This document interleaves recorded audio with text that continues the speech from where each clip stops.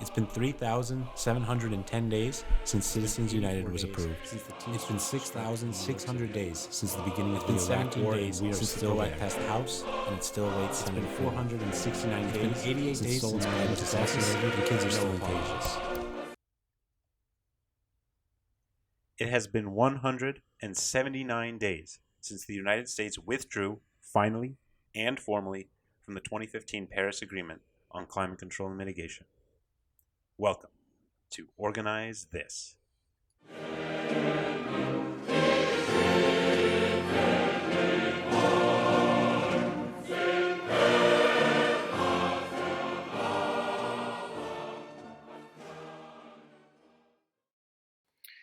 It's been 179 days since the United States withdrew, finally and formally, from the 2015 Paris Agreement on climate change mitigation, signaling a vast departure from a global consensus on climate change and the reduction of emissions. I have actually a new activism topic on this point that, Josh, if it's cool with you, maybe I can just jump into sort of right at the outset here. I know we got a lot to get into today. No, all work is intersectional, so hit it away. Yeah. Well, okay, cool. So, and really this stems from a lot of attention that has been, increasingly paid, thanks to some great journalism, to tanks. And what I want to talk about is how to stop tanks. And the tanks that I'm talking about are not military tanks, though unfortunately we've all seen more of those than we'd like to admit on U.S. city streets, thanks to our militarized local law enforcement. But no, those aren't the tanks I'm talking about. I'm also not talking about stopping tankies. I think our show is probably not taking a position one way or another on that question. Though I don't know, maybe that's another topic. But I'm talking about oil refinery tanks, and specifically existing permits and new permits that have begun to be issued and work to be accelerated on building new oil storage tanks in existing refineries. And this has been happening around the country. I'm going to talk a little bit about the Marathon Oil Refinery in Los Angeles, which spans Los Angeles mostly into Carson. Just because I have a little bit of, I can speak with some intelligence on sort of the tactics that I think can be utilized today, tomorrow, immediately to make change on this issue. But this is happening everywhere. And the first sort of key point I want to make before I get into the specific matter is, large-scale environmental projects need to be approved by local jurisdictions, right? Particularly zoning. Every local jurisdiction, unless you're talking about something that's on federal land, if you're, putting something on local jurisdictional land that has environmental impact, it has to go through a strenuous regulatory approval process that includes the local jurisdiction. So the buck stops with zoning, with a lot of other things that we'll talk a little bit about, with some sort of local governing body. Now, there's 100,000 local jurisdictions in the U.S., so 80% of life is showing up or something like that. That fucking Woody Allen, I don't even know. We live in a society of mixed metaphors, but it's true in this case. And so, if you're listening to this, yes, it's about one particular refinery, one particular part of the country, but wherever you are, if refineries, particularly if you're on the coast, are being built near you, or if there's others, some other large-scale environmentally impactful construction going on, find a local body, email the show, contact us. We'll help you do that. But anyway, so back to this issue here. So in this refinery, there's 11 new permits for tanks. And long story short, essentially these tanks store oil, and when oil is full, the lids on these tanks lift. When oil is low, the lids push down. as a result of which you have a lot of emissions of a lot of various chemicals and hydrocarbons, including benzenes, which are very, very harmful to say the least. Just, one example of the kind of damage they do. 16 different studies showed that there is, if you live within a certain vicinity of, certain emission of benzenes, the chances of contracting leukemia go up by 30%. 30 fucking percent, right? So this is literal life and death stuff. And the reason I want to talk about it is because, in our theme of tenants' rights, I mean, what bigger, more impactful issue could there be for a tenant than the issue of life and death, of basically not being poisoned and killed and gassed to some extent, not to use fucking terrifying terminology, but that's what's going on. You literally have, because, guess what? Surprise, surprise. Who lives near most of these refineries? Low income people, predominantly Latino community members, and predominantly renters. And they live close, man. They live like less than 1,500 feet. Like tens of thousands of people live within 1,500 feet of these proposed new constructions for tanks in the LA area. Now, the good news is this is a problem that can be, not easily, but it can be rectified by the work of committed activists, even one. And the way to do that is effectively to find the local governing body and to present your case at a meeting of that governing body that is guaranteed to have media, right? And this is not New York Times, which is a double-edged sword, because, yeah, you don't get the kind of acclaim or notoriety, but you also don't have sellout corporate shills. You have actual, like, local media covering these events.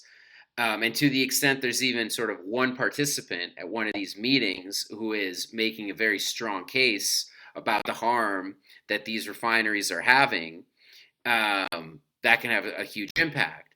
So before I get ahead of myself, let me tell you all what the organization that you should be looking out for in LA is, and that is the Los Angeles County Board of Supervisors, in specifically the Department of Regional Planning. And this is a organization, it's a regulatory body, it's elected officials. They're elected within their districts. They're local officials. So, I mean, and LA is a big city, so one of the biggest. So this is truer in almost every other city in the country. But local officials are the ones that are held accountable to their neighbors, to local clergymen, to local civic leaders, to local, people of notoriety, of import, local businesses. Like, they're tied to them. And their reputation is on the line. This is where they live. So these are people that are more persuadable than, members of Congress or the White House.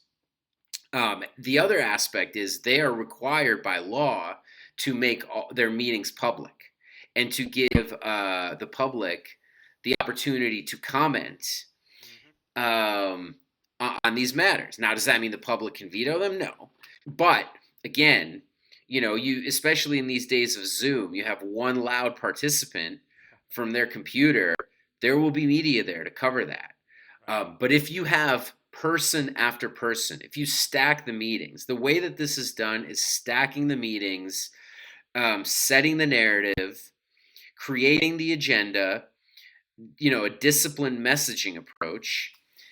Then you get some media, and you can do a lot, right? And let me give you a concrete example of what's happening in certain jurisdictions, right? So one of the many sort of environmental regulations that these companies need to go through in order to be granted local jurisdictional access is testing. It's testing of, basically to be able to calibrate the level of emissions.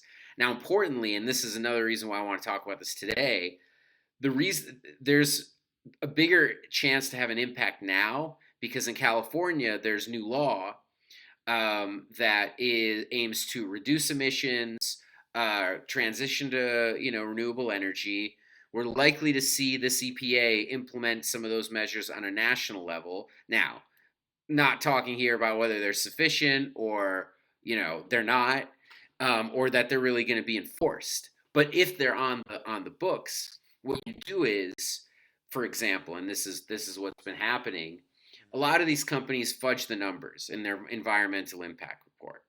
So what you do is you beg and scream and kick and shout at these local board of supervisor meetings, and you say, we want you to install a fence that measures the emissions level, and we want you to report that to the town, because who's going to be against that, right? The local paper's going to write it up. It's very hard to be against that, because again, then you're running for re-election as the douche who killed tens of thousands of people by giving them cancer. Right. You get like a max of 2,000 votes for that seat, so that's a high risk. Exactly.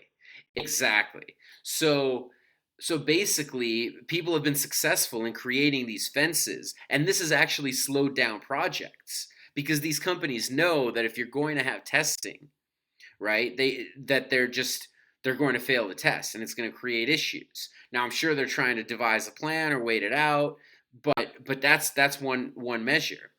And one other one, and I'll sort of shut up about this. But the other thing that it does to be able to talk at these meetings is it preserves a record for future litigation, right? So usually when these things are presented at the board level, you have environmental groups make a statement, you have tenant groups, other activist organizations.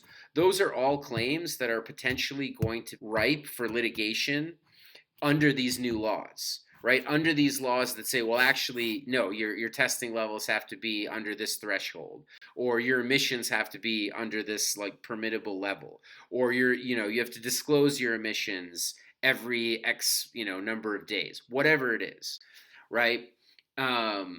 So yeah, preserve the record, make some noise, exercise your civic right to peacefully intimidate your elected representatives, because this is a matter of life and death. And again, low-income tenants are both the most oppressed group, one of the most oppressed groups in this country, but also the most powerful in the sheer force of numbers. Like, you get to vote where you live, you get to go to these meetings, so go to the website, right? And so let me give you the website of the board of supervisors here. So it's bos.lacounty.gov. Literally, they have to tell you when the meetings are. Go to the page that says board agenda. There's a calendar. Of course, the government makes it very difficult for citizens to figure out how to have access. There's a million reasons for this. Many advocated on the left, many on the right. All of them are accurate. But it's there. And there's also, you could sign up to get email alerts, and this will tell you, if you read it, if you commit to it, it'll tell you when the meetings are, what's going to be out for comment, when the next meeting is, how to participate, how to submit comments. And so that just gives you kind of a platform, to sort of start organizing around this issue, especially if you live near one of these fucking death zones, cancer zones. And it gives you either immediate impact or certainly more impact in the years to come as legislation will change. Totally. So I guess, and like I said, this is happening kind of everywhere. I know there's tanks being built in New Jersey where you're at. So, Josh, let me ask you this. In Ivy Hill, has there been any sort of, have environmental impacts or environmental issues been a concern for any of the residents there? Yeah, that's a huge thing right now. But let me first say just like two quick things. One, peaceful intimidation of your elected officials is an oxymoron that I'm going to use for the rest of my life. Hell yeah. Let's hashtag that shit. But you know what? That's hashtag peaceful intimidation. But that's what organizing is, right? Because it's like, well, I mean, sometimes organizing isn't peaceful, but it is intimidation, right? It's using your strength in numbers and your voice in numbers to intimidate and to fight back against a single big voice. So that's pretty dope. But let me go back to Ivy Hill and let me say that I wouldn't even say specifically Ivy Hill, just Newark in general. There's actually something incredibly similar to what you're talking about right here. There's a sludge plant going in the Ironbound district of Newark, which is already, the Ironbound district is heavily polluted by the city and has been sort of forgotten by the mayor in his office. And I mean, what area other than rich areas haven't been, but like, but like the Ironbound is already incredibly polluted, and they're literally building a shit factory. What these sludge plants do is it, and the worst part about it, let me just say, the company that's building this, it's called Ares Clean Energy, right? Doesn't sound Of course. Clean Energy, right? Yeah. Might as well be Aryan Clean Energy. Boom. I mean, just put this shit in the name, right? And it's like, okay, now we're a clean company. But this company, they are from New York, and they're building a shit factory in the Ironbound to collect literally waste, human waste, from the surrounding areas, not even from Newark alone, but they're trucking in waste from all around the area, and they're literally just burning it, putting it through a heat reaction to generate what is a sort of green source. It's basically like this biochar, which is used in green things, but the way they make it is so hazardous, and it's literally just imagine you lit like your shit on fire, Yeah, and you're just pumping that air into the atmosphere and into the community around it. I mean, it's just horrible. And you know, the strategy that Ilya is mentioning here, it totally works, because this was originally scheduled for like February of this year, I think. Not to date this or anything, but yeah. it was originally scheduled for February of this year, and what happened was we actually went out canvassing, and I think a couple other groups did. Ironbound Community Corporation, Homes for All Newark, and they actually went out and they canvassed with us, and we canvassed the neighborhood. We talked to people about this sludge plant, and we got them to come to these city council hearings, because the city council was responsible for passing this ordinance, or sort of giving them this permits, and they came out in droves. Like, the community came out against this wholeheartedly, against this shit factory, to these city council meetings. And I think the mayor, like, the city council was kind of split on the issue, but the mayor's office particularly was, I think he was very for it, but he didn't want to like voice his opinion until he heard from the community. And the community said something, and so he said, okay, so now we're going to put it under review. And the thing, that's a huge win, because in New Jersey, actually, there's a set of laws going into effect that would make the sort of clean emissions report that this company did, which was, as you said, completely just like fucked up and totally not accurate. This clean energy report that they submitted, it makes these types of reports like illegal, and it puts in barriers in place that make it so much harder for these companies to submit these falsified reports. And so they were trying to push this through before these laws went into effect, and they're still not in effect, so it's not exactly a win, but they're still not in effect. But now this hearing has been pushed back to June 10th. June 10th is the big date now. So the longer it gets delayed, this is something that we can actually just delay out of existence. Like, it doesn't even have to get a no, because if these new ordinances go into effect before the permits are approved for this, then that's it. It's kind of dead in the water, at least for a good portion of the time being. And the other thing is that there's always another level, because this company not only has to get city permits, but they have to get state permits. So if it passes Newark and the Newark City Council and the mayor's office, it then goes to the state, which is another fight that you can take up. And, you know, this is such a residential issue, because these places are totally residential, right? There's no, like, they're literally just pumping shit into the homes of these people, and it's just an atrocity. And even to just to frame it as a clean energy type of deal is at the same It's time Orwellian. Exactly. It's laughable, but at the same time it's horrifying. And it really does, again, it speaks to sort of the class issue, right? So one of the reasons underpinning by the oil companies, right? The need for new tanks, because they're saying it's not an expansion.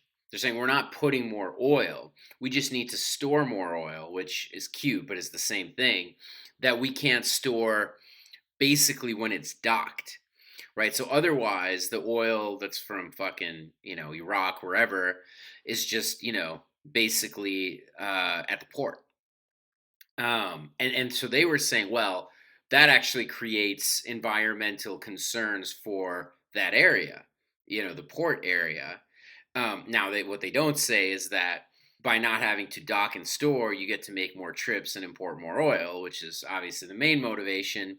Um, but the other point there is that who lives near the ports, who lives by the ocean, who lives by water, tends to be people who have more money, tends to be people who own their homes, right? So this is definitely an issue where they're the ones who made their impact known to their local officials, right? So they basically shifted the externalities to the poor. So that's done everywhere. Right. And again, it's just a number of voices versus money question. Exactly. Because you're all living in that same community. There's no reason one group of people should live like a block away from, toxic chemicals. Right. And maybe, sorry. No, go ahead. I was just going to say that that is just a national issue. It's not even an environmental issue by itself. Like, you have people complain to us all the time about trash collection, and you go to like a street where you have like these luxury high rises. There's no trash on the street, right? Like, that trash gets picked up. But you go when those luxury high rises aren't, that trash isn't picked up. And there's no municipal dumpsters, and there's none of that shit. And I mean, that's just like, it just piles on. I'm not like literally. Yeah. And Yeah. metaphorically, right? So it is totally a class issue, and it's totally it only matters when it's happening to rich people type thing. Right, man. So what else has been going on with our friends at Ivy Hill? Nothing too much right now. We're still we're planning a rally. Actually, we've got a petition out that we're hoping people sign. These are tenants, so unfortunately, audience members and things like that can't sign these things. And that petition is going to go to the landlord. And can you talk about what the petition is? Sure. Yeah. So it's all about like just the issues that we've collected from the tenants, like what they've told us. We demand that they deal with the pest infestations on a permanent basis, right? Because they sort of put some rodent traps out or whatever whenever someone complains about these things, but there's an underlying issue that they're not dealing with. So we demand that they deal with that issue. We demand that they create a safe space for people to receive their packages instead of just having the mail people dump them in the community hall, which is just a terrible idea in the first place. We demand that they permanently fix their water infrastructure, and they pull back on their illegal evictions, right, during the pandemic especially. Talking about forcing people out of their homes illegally. The landlord is not allowed to lock you out of home, by the way. They do that at Ivy Hill, so we're demanding that they don't do that, and that they provide a higher standard, a livable standard of living. I mean, you wouldn't think that'd be such a fucking absurd demand. But anyways, that's what the demands are. Is the landlord going to take it? Fuck no, he's not going to take it. I mean, that we can hope, but that's just not going to happen. We haven't done anything yet. Is the attorney group helping you guys with that, or is this just a petition on the residents? Like, are we not bringing in the lawyers yet? Sort of thing. Lawyers are brought in officially yet, but we do have some people helping us on the legal side. I don't really know if I can voice who they like. Yeah. Belong to or anything for like sure. That. But we definitely have legal professionals helping us with this, and they've guided us through sort of the processes that we need to go through. But there's no like official legal like ties to this. I mean, they have to provide an answer to this petition in writing. So if they choose to not write anything, that is where it is. And if it's even better if they say yes and have that in writing for us, because that means that we have it recorded when they you preserve the record. Yeah, inevitably when they don't, like inevitably when they're just like, oh fuck, who are these guys? Like, I'm not going to fulfill this agreement. Right. So that's the important parts, and then we have to wait for a response to that. But right now we're just in the process of gathering signatures from tenants. They've got like a lot of shit going on. A lot of predominantly Muslim people in the buildings. They celebrate Ramadan, which is just a hard time for us to canvass like in the normal daytime hours, because they're fasting at that time.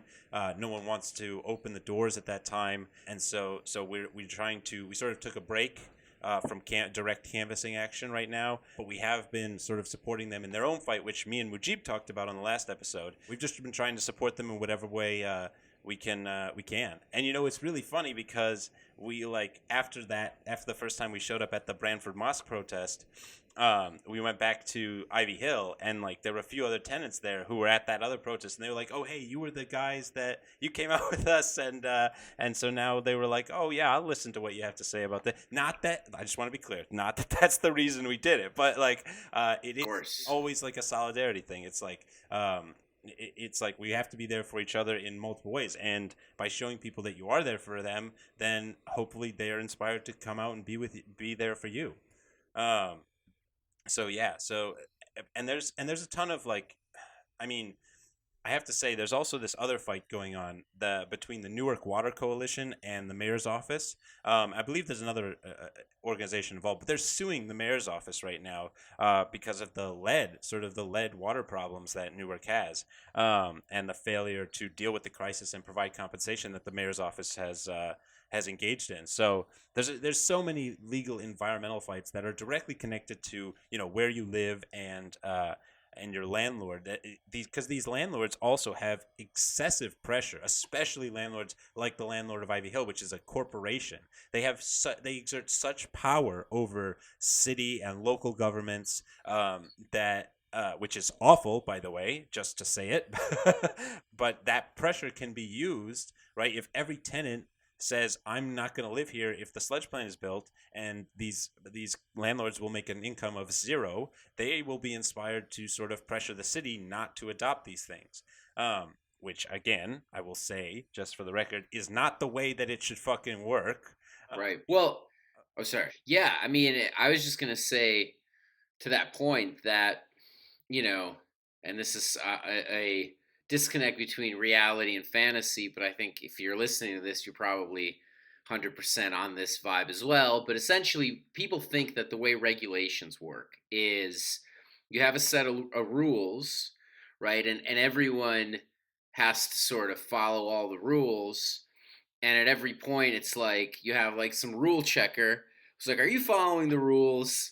Okay, well, if you're following the rules, you're good. And if you're not, you're bad. And, you need to follow all the rules, right? That's not how it works. There's too many rules in every regulation to keep track of, just like there are too many laws. It's like we all break the law every day by jaywalking or whatever.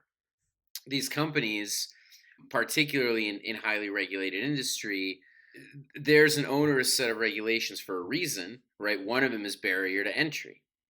And so what happens in practice is, in order to either, satisfy all the regulatory requirements or be able to get out of satisfying the regulatory requirements, you need to have the resources and the capital to hire lawyers and accountants and consultants and lobbyists. So what happens is, as a result of this, and as a result of just the fact that the oil industry basically has annexed Washington, D.C. since the Bush years, if not beforehand, right? They subsidize most of these politicians to some extent, right? Especially when you interweave that with military contractors and that kind of interlinking. So in reality, you just you literally pay your way in, right? Because, you comply with sort of what you can. Otherwise, you wait out a lawsuit, or you just hope that no one will call you out and no one can afford to fight you. That said, technically speaking, if you identify as a citizen that these companies are breaking the rules, and you could point to a regulation, and if you do have an attorney or someone who can understand the regulations that could help you, the government can't turn a blind eye to that, especially local government. They have to enforce their local rules. Now, might the end of that be some sort of slap on the wrist settlement and a fee of a couple of $100,000? Maybe, but it's attention, right. And there's an impact you can make. The playbook is there, and the violations are right there in front of you. It's so muddled and it's so obfuscated on purpose. And again, this is where we talk about obviously people don't have time for this shit. Some do, and those who have the time and the passion should follow this instruction. Otherwise, find organizations who do this, right? Find, people like who Josh is working with on Ivy Hill. Right, totally. And correct me if I'm wrong here, but don't like most fights against people who violate regulations. Those fight like the first fight ends with something like a settlement, and then that fight sort of grows after that point, right? That does that happen a lot, or am I just imagining?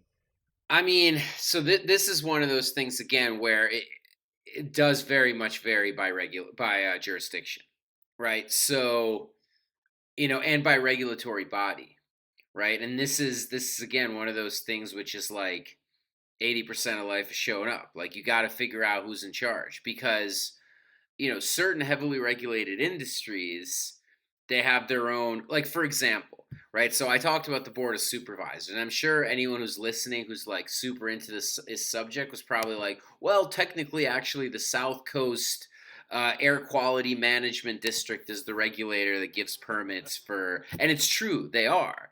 But this is an unelected body. This is a special regulatory agency that's comprised of selections by elected officials. And there's like a ton of them. There's a lot of them. So their accountability isn't to the voter.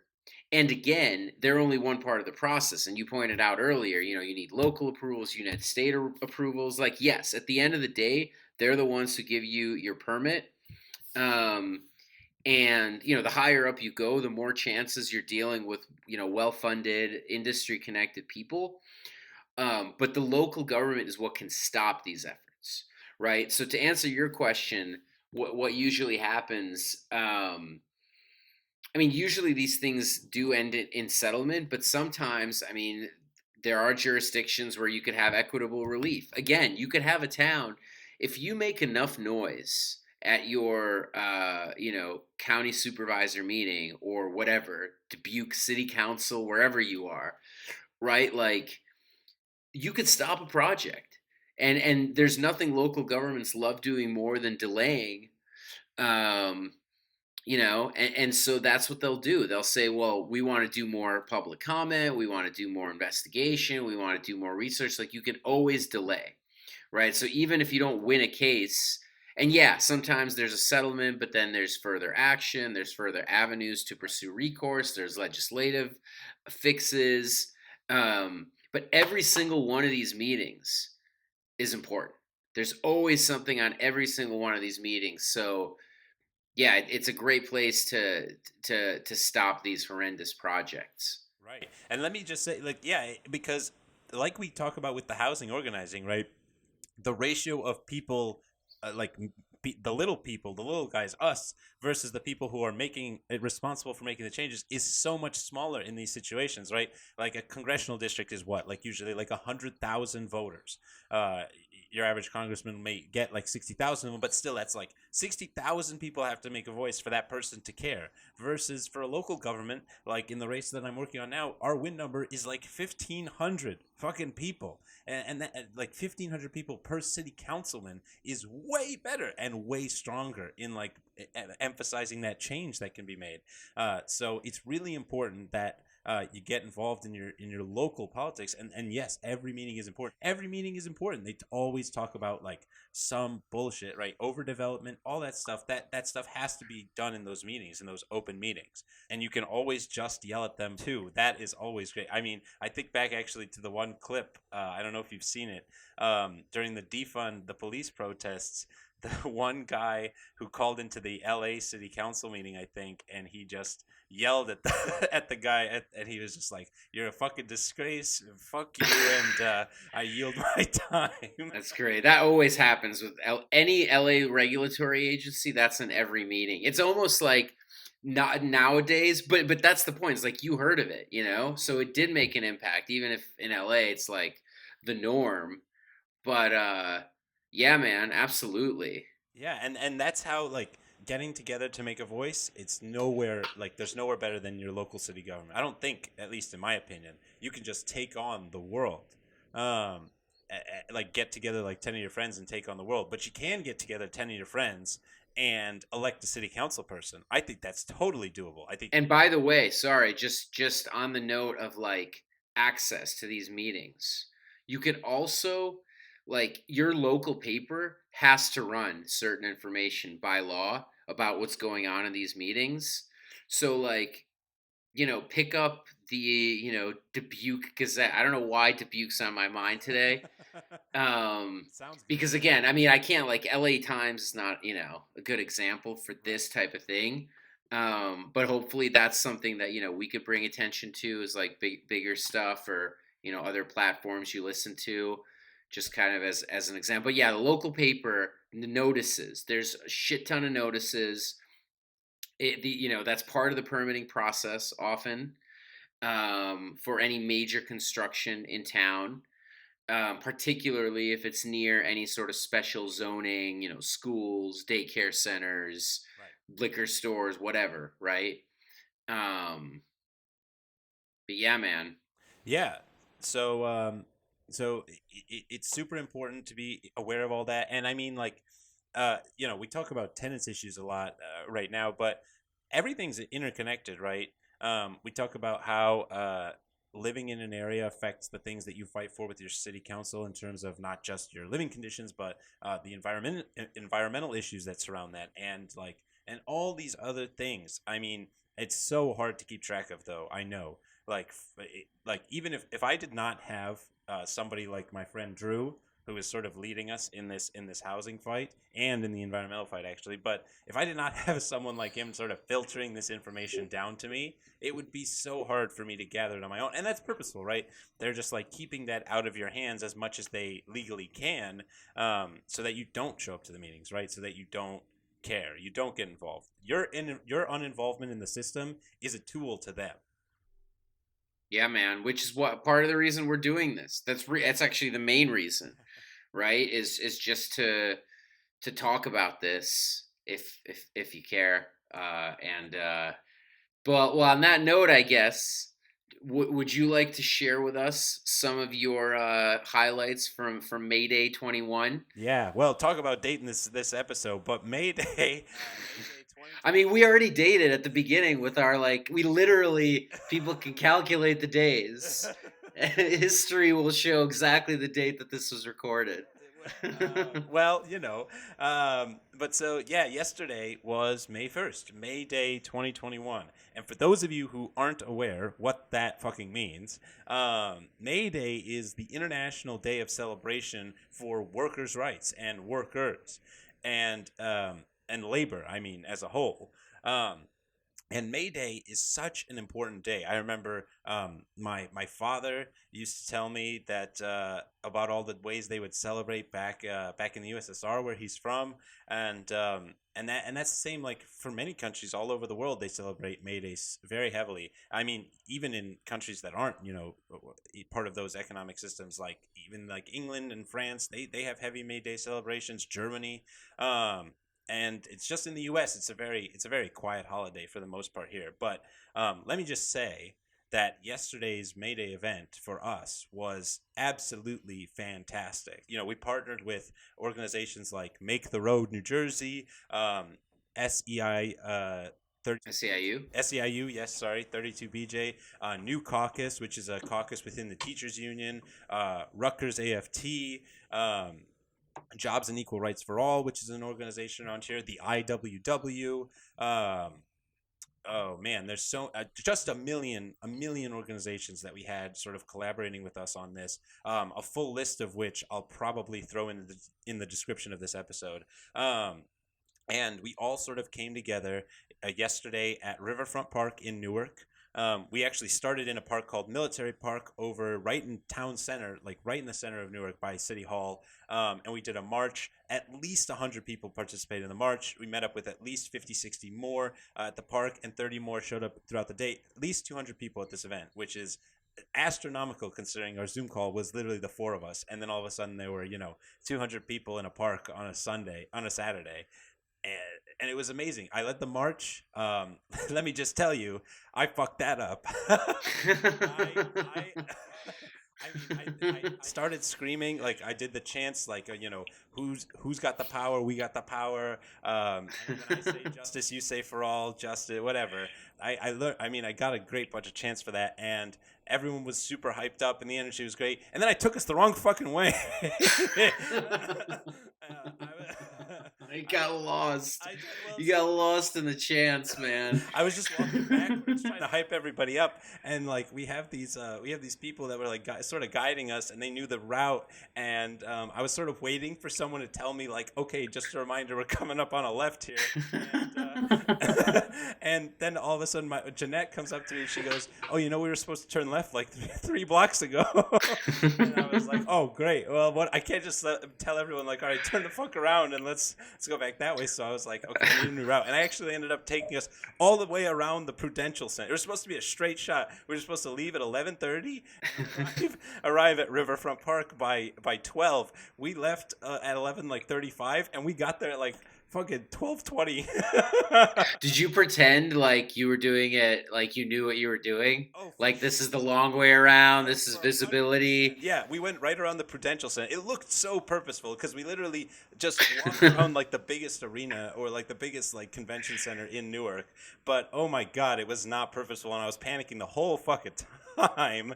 Yeah. And I also lost my voice. Like I had to like hand off the chant list to a bunch of other people like throughout just for like a moment so I could drink water. And like this guy, my friend, he comes out, one of our guides. He just like came up to me constantly and handed me water, which thank God for that. Oh my God, it was also a hot day, and I was wearing my overcoat because it made me feel official. And I like after the march, I was just like sweating through the overcoat, and I was like, well, I can't take it off now. That just looks. The fashion travails of activism. It's real, man. I feel you. But we got there eventually.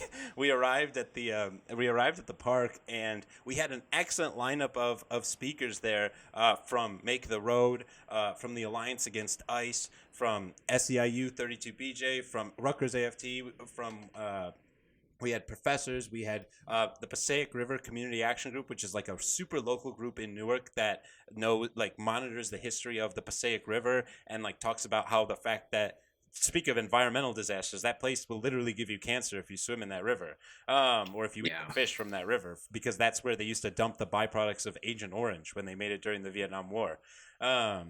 And so they were great, and we had an excellent lineup of speakers. We actually Make the Road, can't thank Make the Road enough for this event, because they partnered with us and they provided a translator, because most of their membership is monolingual and not English, and they provided a translator for us, which was, I will say, like, I've never had an event like a DSA event with a translator before, and that was so awesome to have, right? Like, it just helps so many more people get involved, and just like providing removing a barrier for entry for people who want to fight for these things is always fantastic.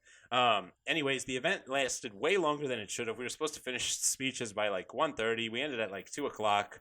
One of our speakers took like 30 minutes, and then there was a Who spoke? Us. And what'd you guys speak about? I'll say that what we spoke about first was, as a group, National DSA put out a call that May Day events should be focused around the PRO Act, which I know we don't particularly talk about legislation all the time, but the PRO Act is a revolutionary piece of legislation. No, let's talk about it, yeah. For workers and organizing. It's literally a piece of legislation that enables organizing to a much greater extent.